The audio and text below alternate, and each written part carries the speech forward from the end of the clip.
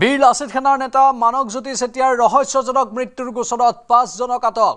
এই ঘটনাৰ সন্দৰ্ভত আবিদুৰ ৰহমান, সেলিমা বেগম, সাবেৰা বেগম, সেলিমুৰ ৰহমান, আনোৱাৰা বেগমক আটক। 10 অভিযুক্তৰ ভিতৰত 5 গৰাকীক আটক কৰিছে আৰক্ষীয়ে। বীৰ লাচিত সেনাৰ এজাহাৰৰ ভিত্তিত আটক আটাইকে। অভিযুক্তৰ তালিকাত হবিবুৰ ৰহমান আৰু মকবুল ৰহমান, মুজামিল ইছলাম আৰু মুৰ্ছিদা বেগমৰ বিৰুদ্ধেও এজাহাৰ। গোচৰত নাম সংযোজিত হৈছে মছফিকা বেগম, সুবেৰা বেগমৰ। আনহাতে মানৱজ্যোতি চেতিয়াৰ মৃত্যুক লৈ SIT গঠন শিৱসাগৰ আৰক্ষীৰ। বিহুবৰ থানাৰ 10/2026 নম্বৰৰ গোচৰৰ তদন্তৰ বাবে এই স্পেচিয়েল ইনভেষ্টিগেশ্যন টীম গঠন কৰা হৈছে। শিৱসাগৰৰ জিলা জ্যেষ্ঠ আৰক্ষী অধীক্ষকে গঠন কৰিলে SIT।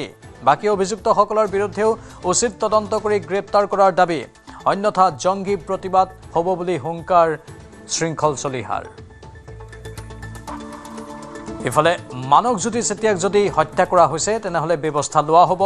বীৰ লাচিত সেনাৰ নেতা মানৱজ্যোতি চেতিয়াৰ ৰহস্যজনক মৃত্যু সন্দৰ্ভত দিল্লীত এই মন্তব্য কৰিছে মুখ্যমন্ত্ৰী হিমন্ত বিশ্ব শৰ্মাই।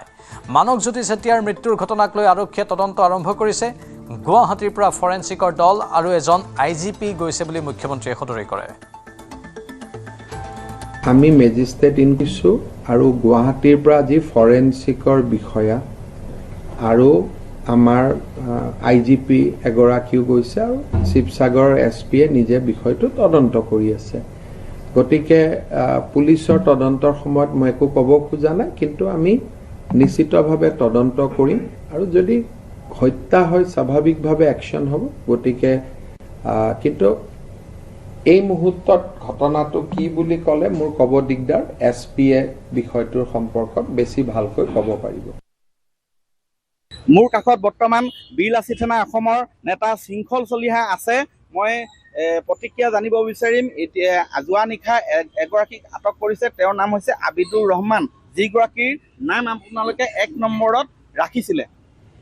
এতিয়া গোটেইখিনিকে আটক কৰিব লাগিব। আজি এতিয়া তিলানী আৰু এতিয়া কথা বতৰাবোৰ হৈছে কি, আমি মানে 10টা নাম দিছিলোঁ, গোটেই 10 জনকে আটক কৰিব লাগিব আৰু কোনো কাৰণত কম্প্ৰমাইজ কৰা নহ'ব। 10 জনকে আটক কৰিব লাগিব। কালি মন্ত্ৰী বিমল বৰাইও আমাক ফোনযোগে আশ্বাস দিছে যে আমি আটক কৰিম আৰু মানে এইটো আটক কৰিব লাগিব। চিধা কথা, নহ'লে জংগী আন্দোলন হ'ব, শিৱসাগৰ আৰক্ষীয়ে কাহানিও নেদেখা আন্দোলন হ'ব। মুখ্যমন্ত্ৰীয়েও এই বিষয়টো গুৰুত্ব সহকাৰে লোৱা বুলি তেওঁ সদৰি কৰিছে। এটা তদন্তকাৰী দল গঠন কৰা হৈছে। জ্যেষ্ঠ আৰক্ষীও আছে, আৰক্ষী বিষয়াও আছে। এই যি ধৰণে তদন্ত আগবাঢ়িছে তাক লৈ আপোনালোক কিমান দূৰ আশাবাদী, আৰু যদিহে আপোনালোকে দাবী কৰা অনুসৰি কামবিলাক নহয় তেতিয়া কি ধৰণৰ? নিশ্চয় মই কৈছোঁৱেই, শিৱসাগৰ আৰক্ষীয়ে কাহানিও নেদেখা আন্দোলন হ'ব, শিৱসাগৰ ইতিহাসত নোহোৱা আন্দোলন হ'ব। কাৰণ এইটো আক্ৰমণ প্ৰত্যাক্ৰমণৰ কথা বতৰা আহি গ'ল। আৰু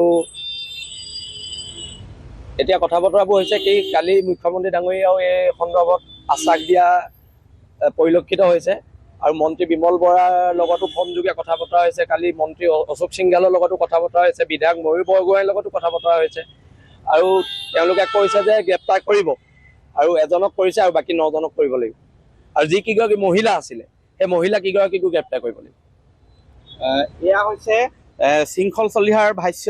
এই গোটেই বিষয়টো এটা নিৰ্দিষ্ট প্ৰক্ৰিয়াৰ মাজেৰে তদন্ত আগবাঢ়িছে। তদন্তত কিছু গতি ক্ষিপ্ৰ হোৱা দেখা গৈছে, যিহেতু প্ৰথমেই শিৱসাগৰ জিলাৰ অভিভাৱক মন্ত্ৰী বিমল বৰাই দণ্ডাধীশ পৰ্যায়ৰ তদন্ত ঘোষণা কৰিছিলে। তাৰপিছত মুখ্যমন্ত্ৰীয়ে বিষয়টো গুৰুত্ব সহকাৰে লৈছে। তাৰপিছতে SIT গঠন কৰা হয় আৰু SIT গঠনৰ পিছত যোৱা নিশা বিহুবৰৰ পৰা আবিদুৰ ৰহমান নামৰ এজন যুৱকক আটক কৰি শিৱসাগৰ আৰক্ষীয়ে জেৰা অব্যাহত ৰাখিছে শিৱসাগৰ সদৰ থানাত।